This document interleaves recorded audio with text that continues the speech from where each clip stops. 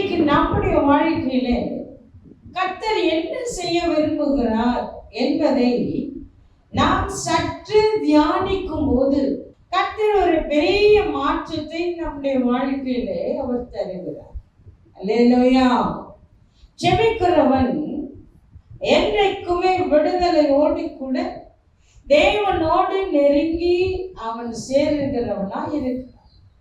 தேவனோடு நெருங்கி இருக்கிறவன் தேவனுக்காகவே அவன் வாழுகிறவனா இருக்கிறான். கர்த்தரோடு இணைந்து இருக்கிறவன் ஜனங்களுக்காக திறப்பிலே நின்று கெஞ்சி பிரார்த்திக்கிறவனாய் இருக்கிறான்.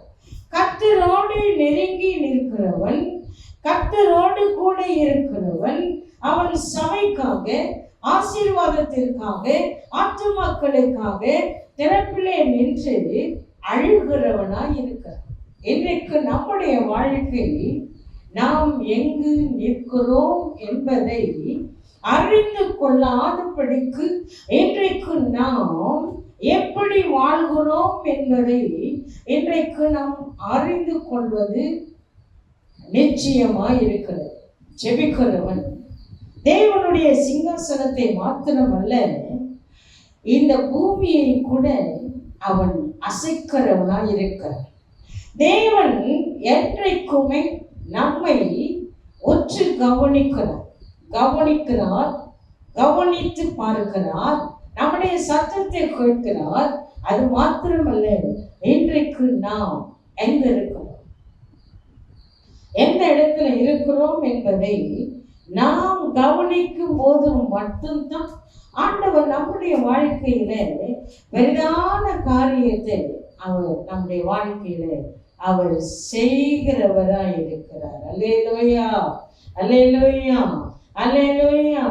இந்தியாவிலே சபைகள், ஊழியங்கள், மிஷனரி ஸ்தாபனங்கள் மற்றும் தலைவர்கள், ஊழியர்கள், விசுவாசிகள் அதிக அளவில் உள்ள மாநிலம் இன்னைக்கு நமக்கே தெரியல எதுன்னு. அது எதுனா நம்முடைய தமிழ்நாடு மட்டும்தான். இன்னைக்கு வெளி தேசங்கள்ல இருக்கிற மிஷனரிகளுக்காக நம்ம திறப்பில் நின்று ஜெபிக்கிறோம். ஆனா நம்முடைய தமிழ்நாட்டில் இருக்கிற மிஷனரிகளுக்காக யாருமே என்ன செய்கிறது இல்லை, ஜெபிக்கிறது இல்லை. ஆண்டவருடைய நாள் சீக்கிரமாய் வருகிறது. அவருடைய நாள் சீக்கிரமாய் இருக்கிறபடியா அந்த நாளுக்காக சபைகளை ஆயத்தப்படுத்த வேண்டும் என்பது தேவன் நமக்கு கொடுத்த மிகப்பெரிய கட்டளை. அல்லேலூயா, அல்லேலூயா. அந்த நாளும் நெருங்கிடுதே, அதிவிரைவாய் நிறைவேறுதே. அந்த நாளும் நெருங்கிடுதே, அதிவிரைவாய் நிறைவேறுதே. மண்ணின் சாயலை நான் தனைந்தேதம் வெண்ணவர் சாயல் அடைவேன், வெண்ணவர் சாயல் அடைவேன். தேவ சாயலாக மாறி தேவனோடிருப்பேன், நானும் தேவனோடிருப்பேன். தேவ சாயலாக மாறி தேவனோடிருப்பேன், நானும் தேவனோடிருப்பேன். மூன்றில் ஒன்றாய் ஜொலிப்பவரை முகமுகமாய் தரிசித்திட, மூன்றில் ஒன்றாய் ஜொலிப்பவரை முகமுகமாய் தரிசித்திட. வாஞ்சையாய் தவிக்கும் எனதெல்லாம் வாரும் என்றே கூப்பிடுதே, வாரும் என்றே கூப்பிடுதே. தேவ சாயலாக மாறி தேவனோடு நானும் தேவனோடிருப்பேன். தேவ சாயலாக மாறி தேவனோடிருப்பேன். நானும் தேவனோடிருப்பேன். நம்முடைய வசனத்துக்குள்ளே, நம்முடைய வார்த்தைக்குள்ளே, ஆண்டவரே, பேசுகிற ஒவ்வொரு வார்த்தையும் ஒவ்வொருவருடைய காதுகளுக்குள்ளே அல்லது கடந்து செல்லட்டும் சொல்லி இந்த நாளிலே நான் ஜெபிக்கிறேன். உடைய தெய்வீக பிரசனத்துக்குள்ளே ஒப்பு கொடுக்கிறேன். ஆழவி செய்ய, நடத்துங்க, ஆசீர்வதிங்க. ஏசு கிறிஸ்துவின் மூலம் ஜெபிக்கிறேன் பிதாவே, ஆமென்.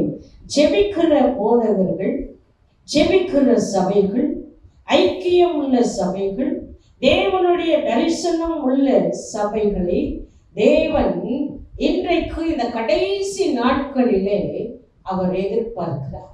அல்லேலூயா, அல்லேலூயா. ஜெபம் என்பது ஒவ்வொரு மனுஷனுடைய உயிர் நாடி.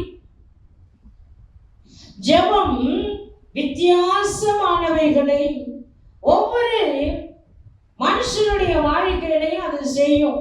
எந்த மனுஷன் ஜெபிக்கிறானோ அவனுடைய வாழ்க்கை முழுவதும் வித்தியாசமானவைகள் தான். வித்தியாசமான அபிஷேகம், வித்தியாசமான வெளிப்பாடு, வித்தியாசமான வரங்கள், வித்தியாசமான போதகம், வித்தியாசமான கனிகள் இன்றைக்கு சபைக்குள்ளே வரணும்னா அவன் ஜெபிக்கிற மனுஷனாய் மாறினால் ஒளிய மட்டும்தான் அவன் வாழ்க்கையில வித்தியாசமானவைகளை தேவன் தருவார். அல்லேலூயா, அல்லேலூயா. ஒவ்வொரு சபையும் ஜெபிக்கும் போது சபையில மாற்றங்கள் உண்டாகும். அல்லேலூயா, அல்லேலூயா. ஜெபிக்கிற சபைக்கு மட்டும்தான் உயிர், ஜெபிக்கிற சபைக்கு மட்டும்தான் உயிர் நாடி, ஜெபிக்கிற சபை மட்டும்தான் மாற்றம். ஜெபிக்கிற சபைகளுக்குள்ளே தான் தேவன் உயிருள்ளவைகளை எழுப்புகிற தேவனாயிருக்கிறார். அல்லேலூயா, அல்லேலூயா. இன்றைக்கு ஜெபிக்கிற ஒவ்வொரு சபைக்குள்ளும் தேவனுடைய அநாதி தீர்மானம் நடக்கணும், நடக்கணும். அதுதான் கர்த்தர் எதிர்பார்க்கிறார். கர்த்தர் எதிர்பார்க்கிற ஒன்னே ஒண்ணு,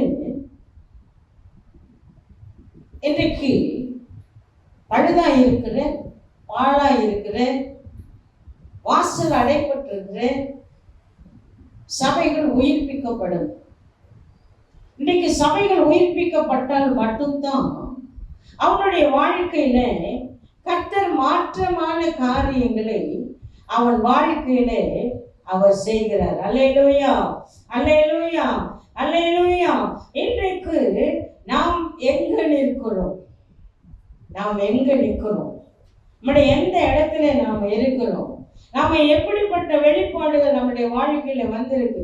நமக்கும் இந்த உலகத்துக்கும் சம்பந்தம் இருக்கு. உலகம் ஒவ்வொரு மனுஷனுடைய இருதயத்துக்குள்ள இருக்கு.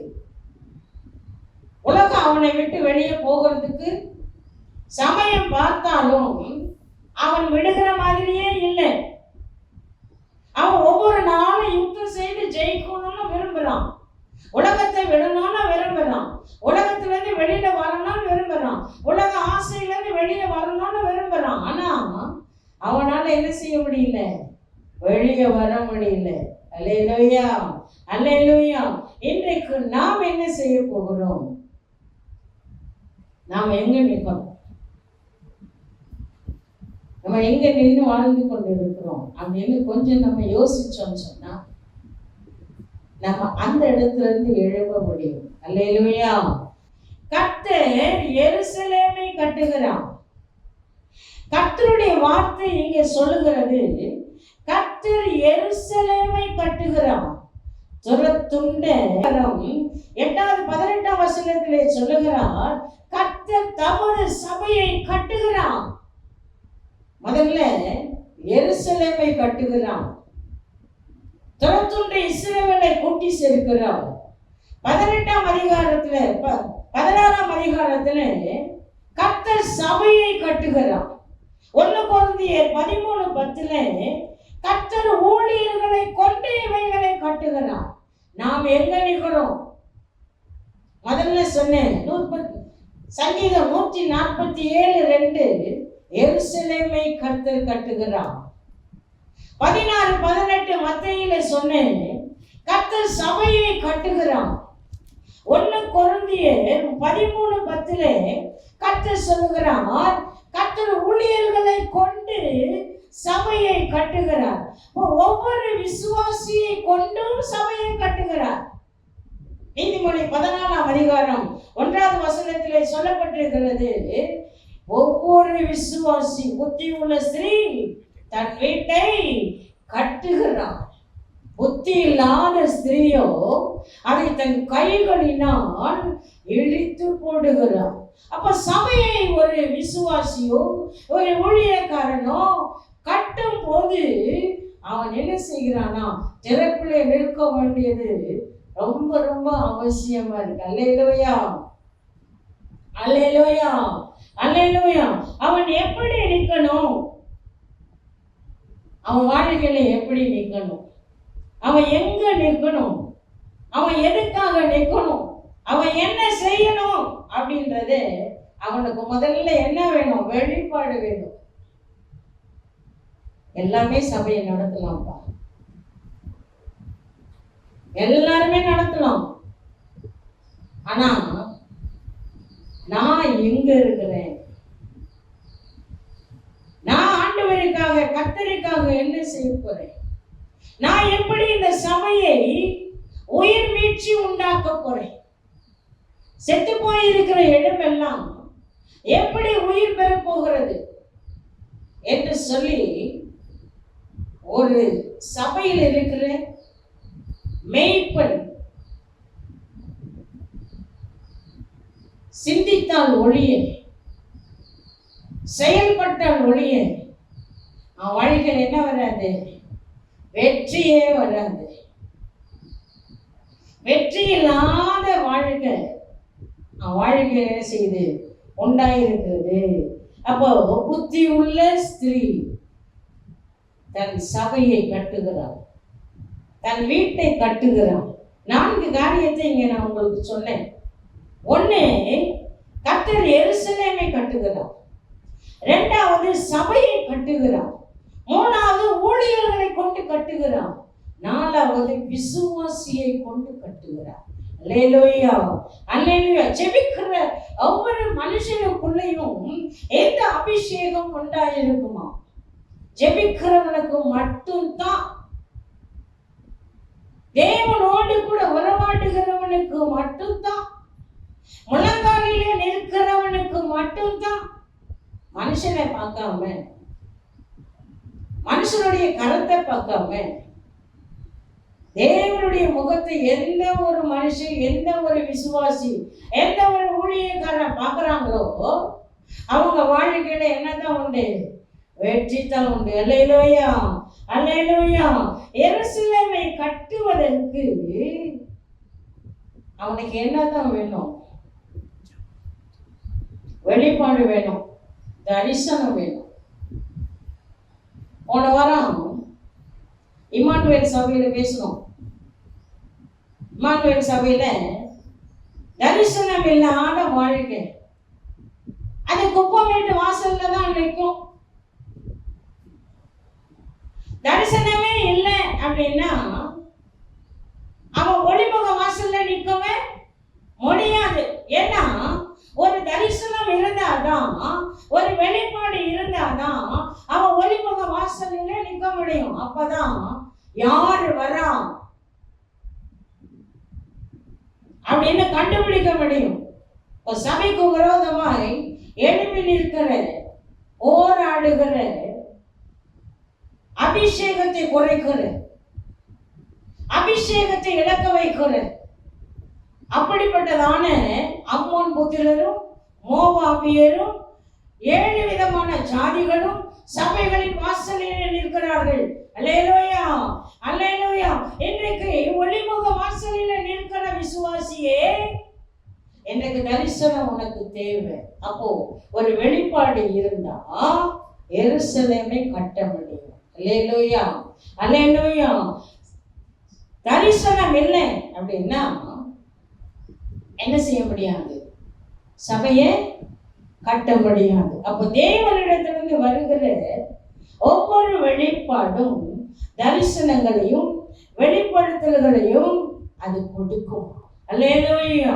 தரிசனங்களையும் வெளிப்படுத்தல்களையும் சபையிலே ஆண்டவர் கொடுத்தார் என்று சொன்னால் அவன் சபையை கட்ட முடியும், எருசலேமை கட்ட முடியும்.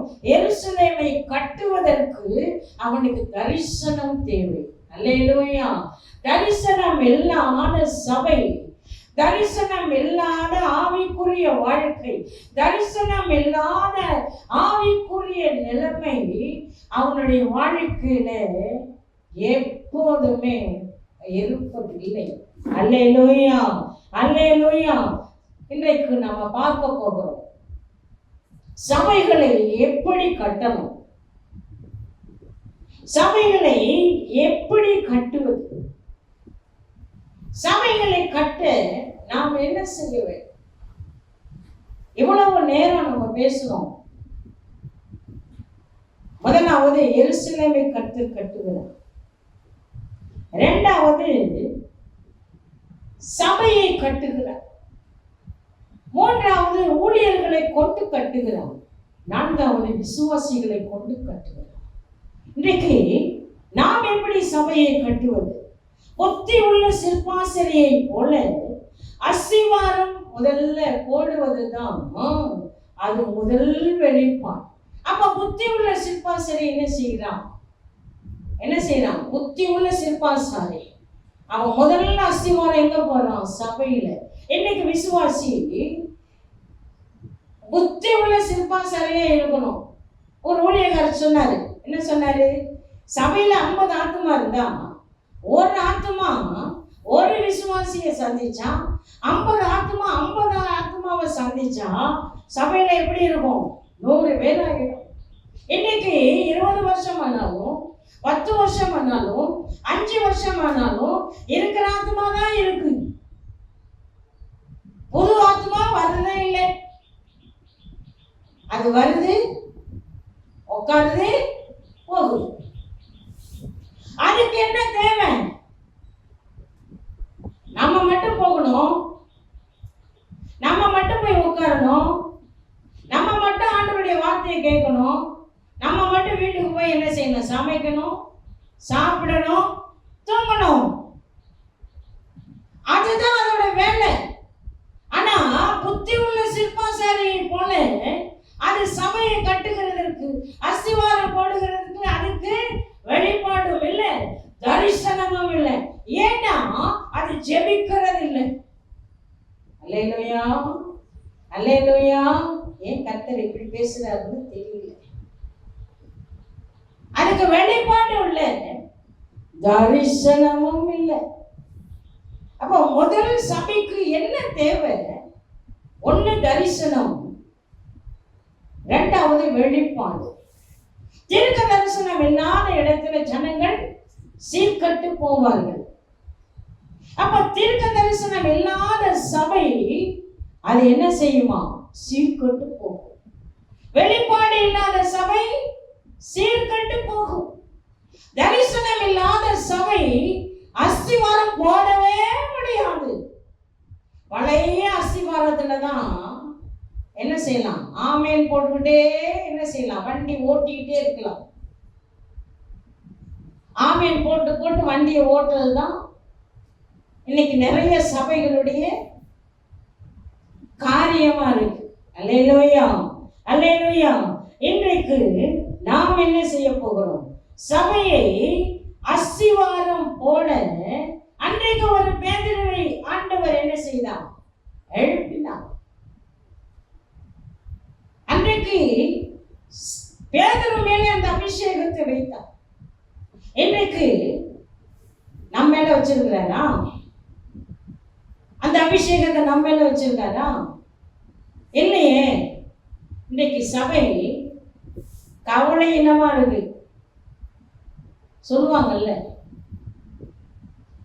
யாரு வந்தா என்ன, யாரு போனா என்ன, யாரு இருந்தா என்ன, யாரு எப்படி போனா நமக்கு என்ன, நம்ம வரோம், நம்ம உட்கார்றோம், நம்ம போயிட்டே இருக்கோம், அவ்வளவுதான். அதுதான் இன்றைக்கு சபையின் நிலைமை. ஆனா அன்றைக்கு பேதுரு மேல அந்த அஸ்திவாரத்தை வச்சார், சபையை கட்டுவதற்கு அந்த அபிஷேகத்தை ஆண்டவர் வைத்தார். அப்ப தேவனுடைய ஆழங்கள் எல்லாம் ஆராய்ந்து பார்க்கவே முடியாதுங்க. நீங்க எங்க போனாலும் தேவனுடைய ஆழத்தை ஒரு மனுஷங்க என்ன செய்ய முடியாது, ஆராய்ச்சி பார்க்கவே முடியாது. அதனாலதான் இன்றைக்கு நாம் என்ன செய்ய போகிறோம், இன்னைக்கு நாம் என்ன செய்ய போகிறோம், இன்னைக்கு நம்முடைய வாழ்க்கை என்ன, நம்முடைய ஜீவியம் எங்க இருக்கு, நாம எந்த இடத்துல இருக்கிறோம். ஆனா வெளிப்பாடும் தரிசனமும் ஒரு மனுஷனுக்குள்ள வந்தா அததான் எஸ்ராவை தேவன் என்ன செஞ்சார், எழுப்பினார். 1ஆம் அதிகாரம் 1ஆம் வசனத்துல எஸ்ராவை தேவன் எழுப்பினார். எஸ்ராவின் வாழ்க்கையில ஒரு நல்ல தரிசனத்தை கொடுத்தார். நெகமியாவின் வாழ்க்கையில ஒரு நல்ல தரிசனத்தை கொடுத்தார். ஏன் அப்படின்னா, எருசலேமின் ஆலயம் இடிக்கப்பட்டு இருக்கிறது, வாசல்கள் எல்லாம் சுட்டரிக்கப்பட்டு இருக்கிறது, வாசல்கள் எல்லாம் இடிக்கப்பட்டு இருக்கிறது, அது பாழாய் போயிருக்கிறது, பழுதடைந்து இருக்கிறது. எஸ்ராவின் வாழ்க்கையில கர்த்தர் கொடுத்த ஒரு தரிசனம், நெகமியா வாழ்க்கையில கர்த்தர் கொடுத்த ஒரு தரிசனம். இன்றைக்கு சபைக்குள்ள என்ன இருக்கு, இன்னைக்கு சபைக்குள்ள என்ன இருக்கு, பொக்கிஷங்களையும் புதையல்களையும் அவர் கொடுக்கிறார்னா நம்ம அதை கடந்து போகிறது இல்லை. ஏசாயா 45ஆம் அதிகாரத்துல சொல்றாரு இல்லை, 45:4 இல்லை, பொக்கிஷங்களையும் புதையல்களையும் நான் உனக்கு தரேன், வெண்கல கதவை உடைப்பேன், இரும்பு தாழ்பால்களை முறிப்பேன், அந்த காலத்தில் இருக்கிற பொக்கிஷங்களையும் புதையல்களையும் நான் உனக்கு தருவேன். ஆனா நாம அந்த தரிசனத்தை பெற்றுக் கொள்கிறது இல்லை, நாம அந்த வெளிப்பாடுகளை பெற்றுக் கொள்கிறதே இல்லை. ஏன் அப்படின்னா, நம்முடைய வாழ்க்கை எப்போதுமே ஒரே இடத்துல அது இருக்கு. அது சிந்தனை வேற, அதோட சிந்தனை வேற, அதோட செயல்பாடு வேற, அதனுடைய காரியங்கள் வேற. அதனாலதான் இன்றைக்கு நெகோமியாவின் ஜெபம் அதற்கு பதில் கிடைத்தது. அல்லேலூயா, அல்லேலூயா. நெகோமியாவின் ஜெபம் அதற்கு பதில் கிடைத்தது. அல்லேலூயா. தானியேலின் ஜெபத்திற்கு பதில் கிடைத்தது. எலியேசரின் ஜெபத்திற்கு கர்த்தர் பதிலை கொடுத்தார். தானியேலின் ஜெபம் தொடங்குறதுக்கு முன்னாடியே பதில் வந்தது. எஸ்ராவின் ஜெபம் தொடங்குறதுக்கு முன்னாடியே பதில் வந்தது. இன்றைக்கு நாம் எங்க நிற்கிறோம்? எஸ்தரின் ஜெபம் யூத ஜனங்களையும் அங்க இருக்கிற யூத மக்களையும் விடுவித்து, இன்னைக்கு நாம் எங்க நிற்கிறோம் நமக்கு தெரியல. இன்னைக்கு புத்தி உள்ள சிற்பாசாரியா அஸ்திவாரம் போடுகிற ஒவ்வொருவரும் சபைக்கு தேவை. அல்லேலூயா, அல்லேலூயா, அல்லேலூயா. கர்த்தர் நல்லவர்.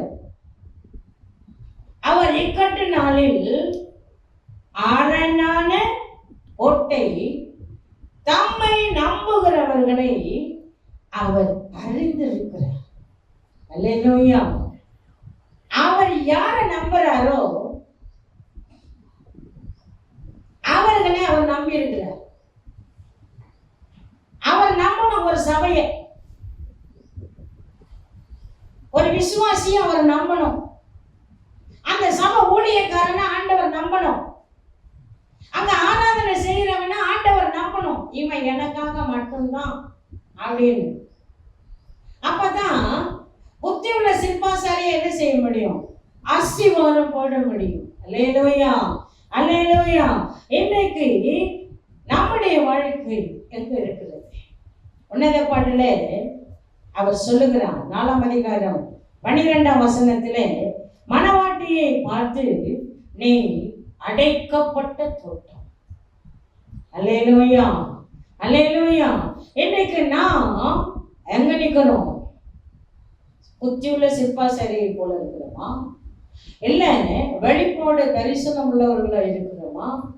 இல்ல கர்த்தருக்காக அடைக்கப்பட்ட தோட்டமா இருக்கிறோமா? அந்த தோட்டத்திலே 9 விதமான கனிகள் உண்டு. இந்த 9 விதமான கனிகளும் அது வாசனை கொடுக்கும். ஆனா இன்னைக்கு சபையில என்ன இல்ல?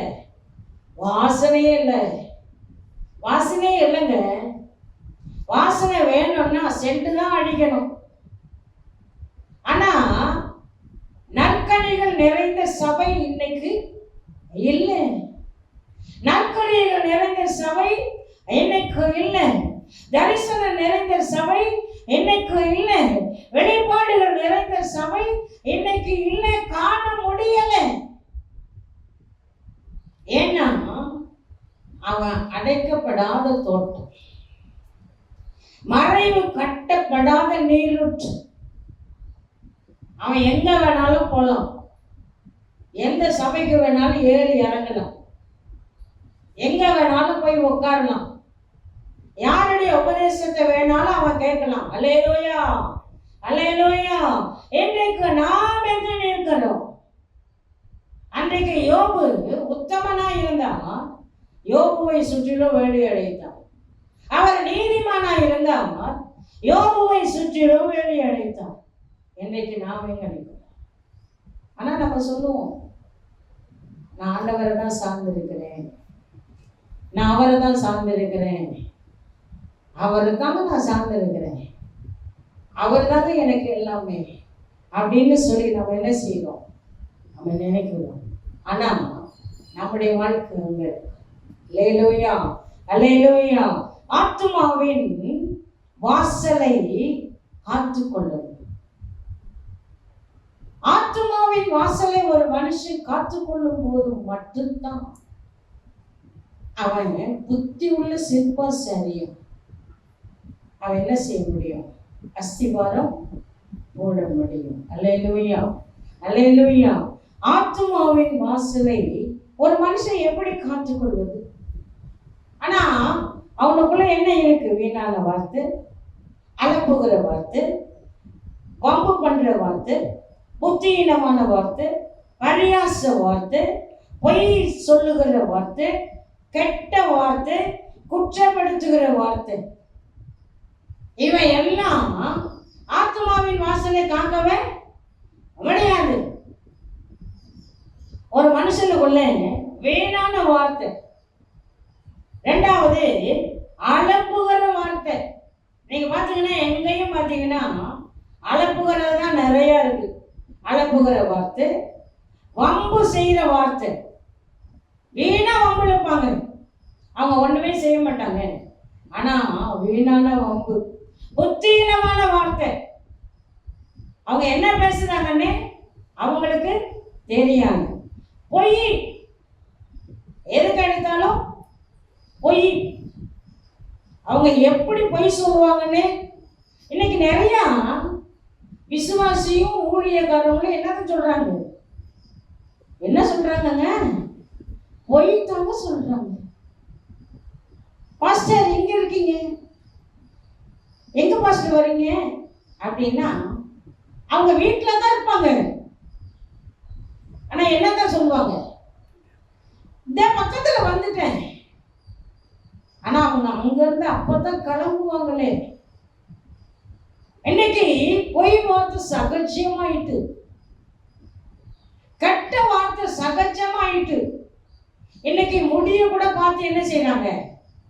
சகஜமா பேசுறாங்க. ஆனா வேதம் சொல்லுது, கெட்ட வார்த்தை உங்கள் வாயிலிருந்து புறப்படலாகாது. தேவன் இதையெல்லாம் கேட்க மாட்டாரு.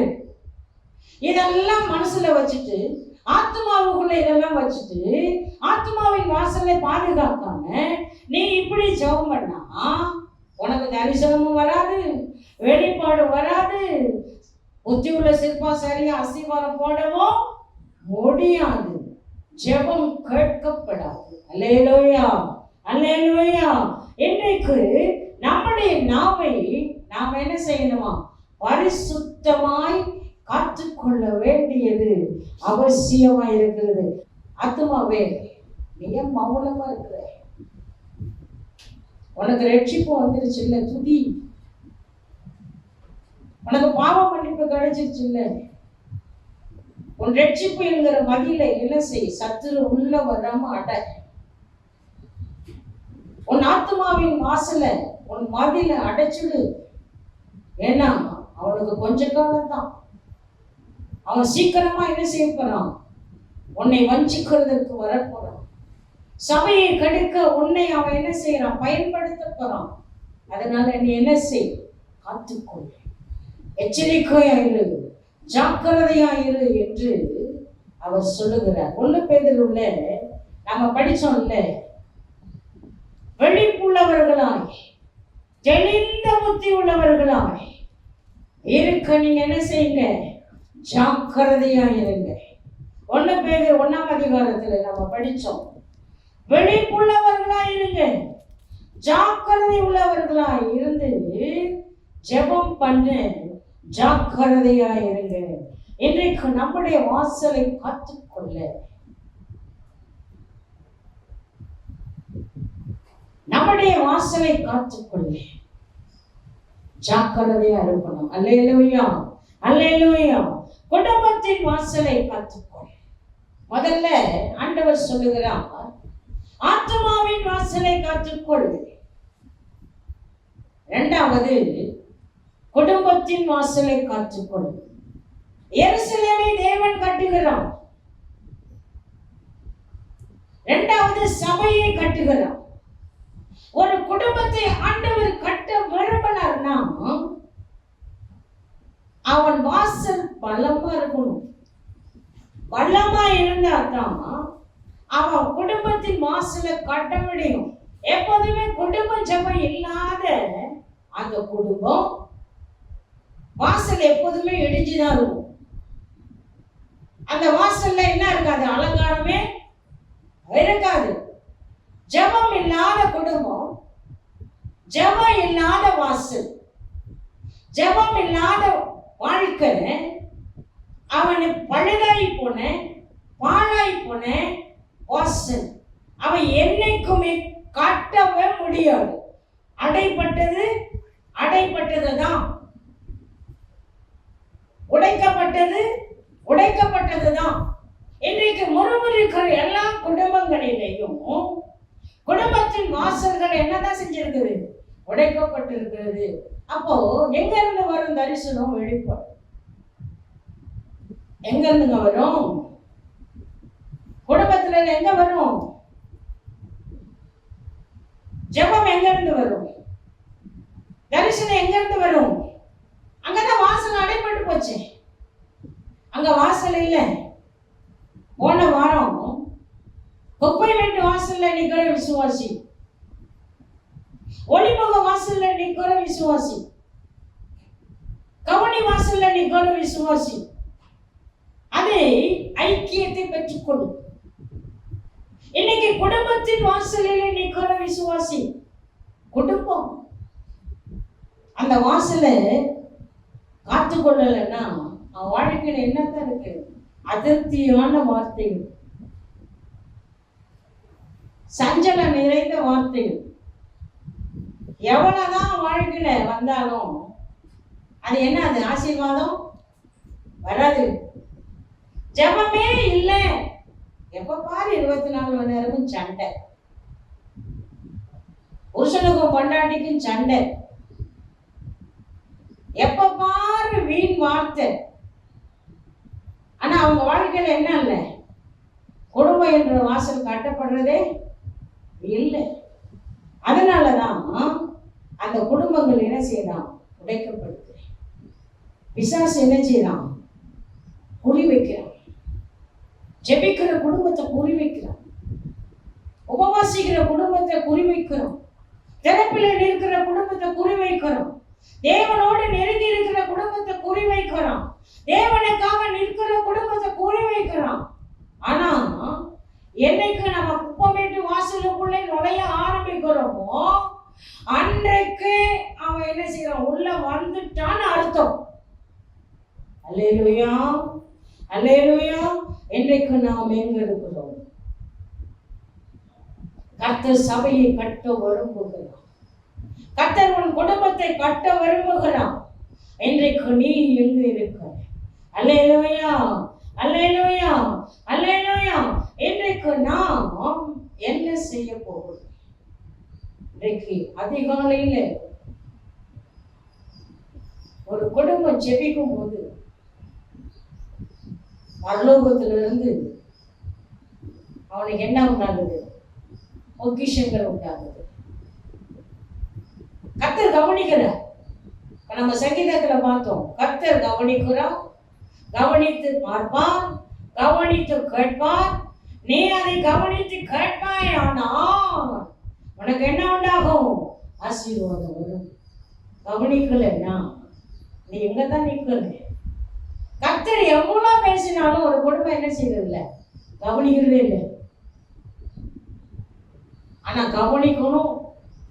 கவனிக்கிற குடும்பம் அது ஏசாயா 45:4 சொல்லப்பட்டிருக்கிற அந்த வார்த்தை, வெண்கல கதவை உடைக்கும், எருப்பு தாழ்பால்களை முறைக்கும், அந்தரங்கத்தில் இருக்கிற பொக்கிஷங்களையும் புதைப்பொருள்களையும் அவனுக்கு தேவன் கொடுப்பார். அல்லேலூயா, அல்லேலூயா.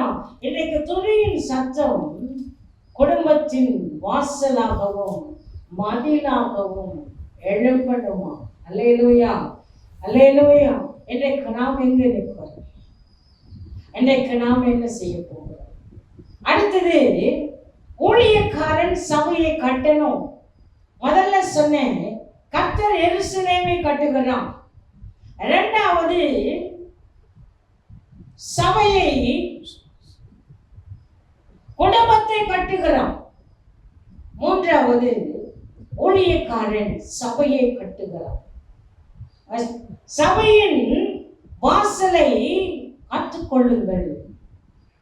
மூணாவது, ஊழியக்காரன் சபையை கட்டும் போது சபையின் வாசலை காத்துக்கொள்ளணும். சபையின் வாசலை காத்துக்கொள்ளாவிட்டால் அவனுக்கு என்ன இல்லை? ஆத்மா அறுவடை பண்ணவே முடியாது.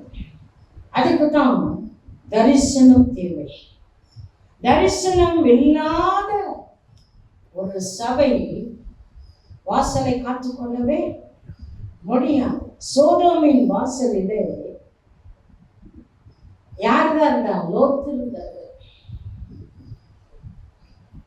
அது அநீதியின் வாசல். சோதோமின் வாசல் அநீதியின் வாசல். சோதோமின் வாசல் அசுத்தத்தின் வாசல்.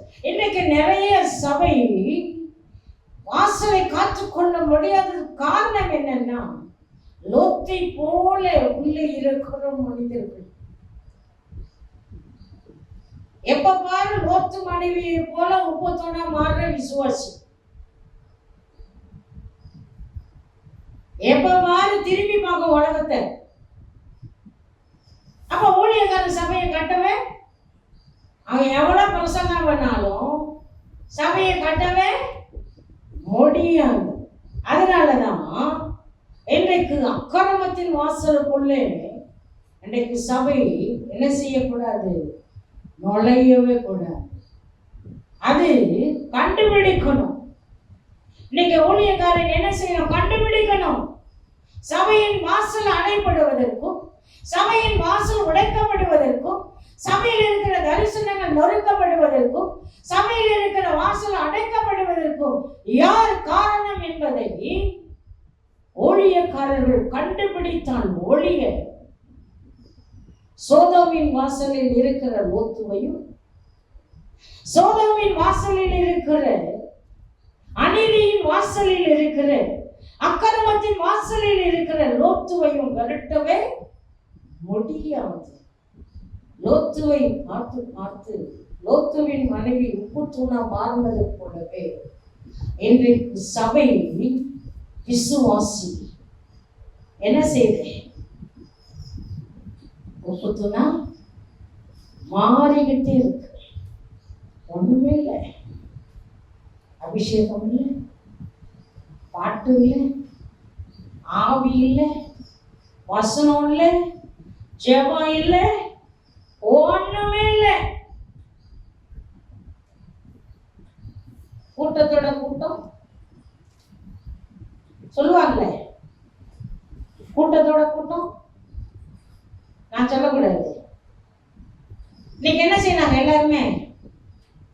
அந்த மாதிரி தான் போட்டுட்டு இருக்கிறாங்க. இன்னைக்கு சபை விசுவாசி எப்படிதான்? எல்லாரும் பாட்டு பாடுறாங்க, நான் பாட்டு பாடுறேன். எல்லாரும் அந்நிய பாஷை பேசுறாங்க, நான் அந்நிய பாஷை பேசுறேன். ஏன்னா அவங்களுக்குள்ள அது வராது. அல்லேலூயா. சபையின் வாசலை காத்துக்கொள்ள அபிஷேகம் தேவை. சபையின் வாசலை காத்துக்கொள்ள தரிசனம் தேவை. சபையின் வாசலை காத்துக்கொள்ள வழிபாடு தேவை. இன்றைக்கு நாம் நீங்கள் இருக்கிறோம். அல்லேலூயா, அல்லேலூயா. புத்தி உள்ள ஸ்திரீ தன் வீட்டை கட்டுகிறார். 4வது பாயிண்ட். புத்தி உள்ள ஸ்திரீ தன் வீட்டை கட்டுகிறார். அன்னைக்கு நம்ம பேசணும், போன வாரம் நான் பேசினேன். ஐக்கியத்தின் வாசலை காத்துக்கொள். எந்த ஒரு விசுவாசி கவுனி வாசலுக்குள்ளே நிற்கிறாரோ அவன் எங்க இருக்கிறான்? ஐக்கியத்தோடு கூட இருக்கிறான்.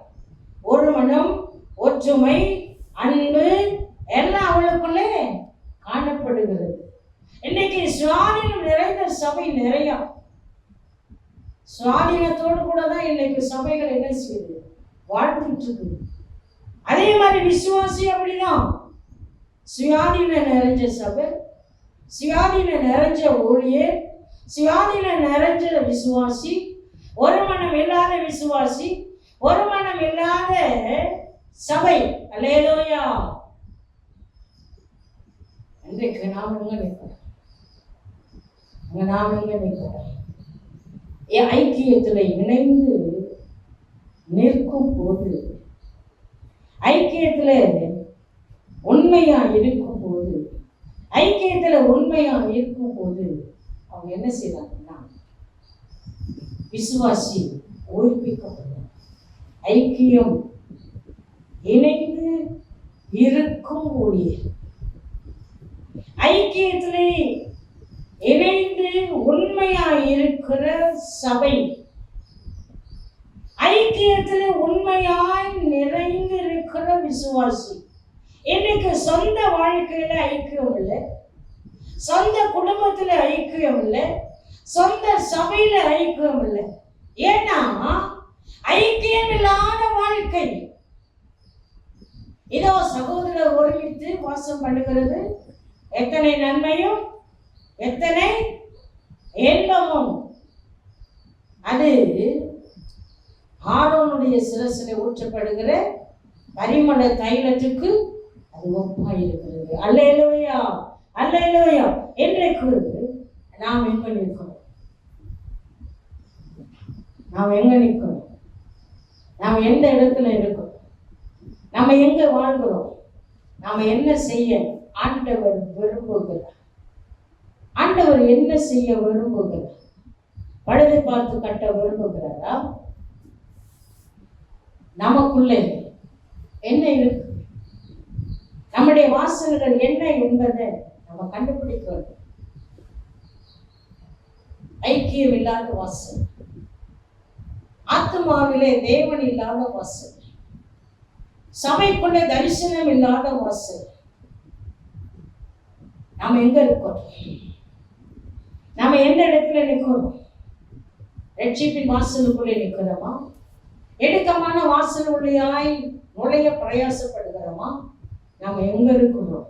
நாம சிந்திக்கும் போது மட்டும்தான் நம்ம சரியா நம்முடைய அலங்கத்தை கட்ட முடியும். அலங்கம் இல்லாத வாழ்க்கை ஒரு மனுஷனுக்குள்ளே அர்ப்பணிப்பு இல்லாத வாழ்க்கை. இன்றைக்கு சபையை நீ எங்க நிற்கிறாய்?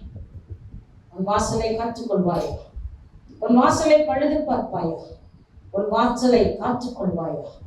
ஜாக்கிரதையா இருப்பாயா? ஐக்கியத்தை காத்துக்கொள்வாயா? இன்றைக்கு ஆண்டவர் நம்மோடு கூட நம்முடைய வாசலை எந்த நேரத்திலையும் அவர் காத்துக்கொள்ள ஒரு தரிசனம் தேவை, ஒரு ஜெபம் தேவை. ஜெபம் இல்லாத வாழ்க்கை நம்முடைய வாழ்க்கை முழுவதும் என்ன செய்ய முடியாது, கட்டப்படவே முடியாது. ஆகையால் நாம் கர்த்தரோடு கூட இணைந்திருப்போம். கர்த்தர் நம்மை ஆசீர்வதிப்பாராக. ஆமென். நல்ல பிதாவே, இந்த நல்ல அருமையான இந்த நாளிலேயும் எங்களோடு பேசின நல்ல வார்த்தைகளுக்காக நன்றி. நாங்கள் எங்கு நிற்கிறோம் என்பதை நீர் எங்களுக்கு காண்பித்து கொடுத்து அதன்படி நாங்கள் வாழ எங்கள் வாசலை காத்துக்கொள்ள, எங்கள் துதியின் வாசலை காத்துக்கொள்ள, ரட்சிப்பின் வாசலை காத்துக்கொள்ள, அலங்கத்தின் வாசலை காத்துக்கொள்ள, ஐக்கியத்தின் வாசலை காத்துக்கொள்ள, குடும்பத்தின் வாசலை காத்துக்கொள்ள, சபையின் வாசலை காத்துக்கொள்ள நீர் எங்களுக்கு உதவி செய்யும்.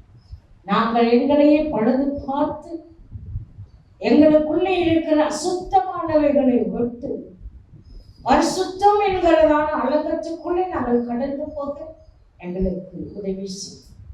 எங்களை அர்ப்பணிக்கிறோம், ஆண்டு கொள்ளும், நடத்தும், ஆசீர்வதியும். இயேசு கிறிஸ்துவின் மூலம் பிதாவே. ஆமென்.